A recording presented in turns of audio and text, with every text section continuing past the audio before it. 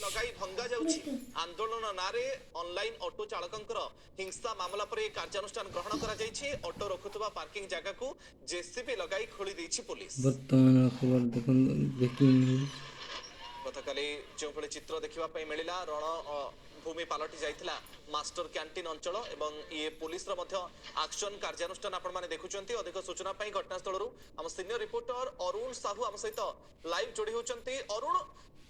Auto संघ stand को कहीं भंगा जाउछि कोनोसी इलीगल भाबे तयारी करा जाइथिला ना गतकाली जो भली घटना घटिला तापर ये एक्शन पुलिस रो?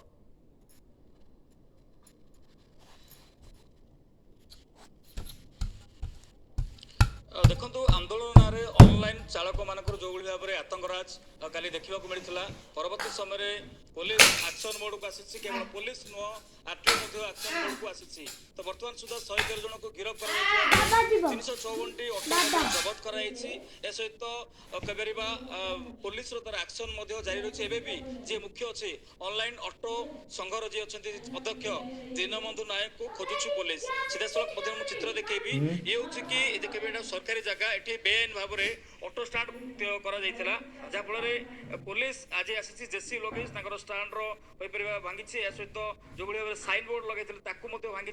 जो परवर्ती समय ये कि ऑटो न रखिपारे ये कौन प्रकार संगठन न हो पार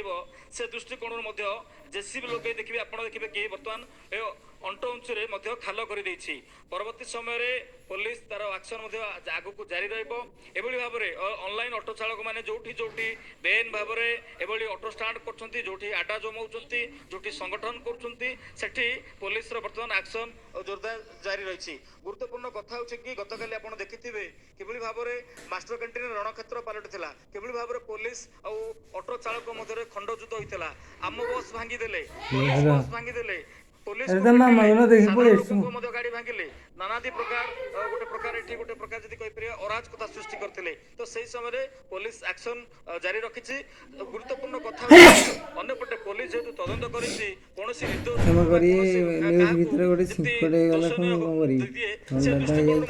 किसी ऑटो चालक उत्तम व्यवहार सहित किसी इनवॉल्वमेंट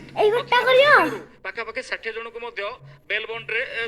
छाड़ी पुलिस तो बर्तमान सुधा अधिक तदंत जारी रखी।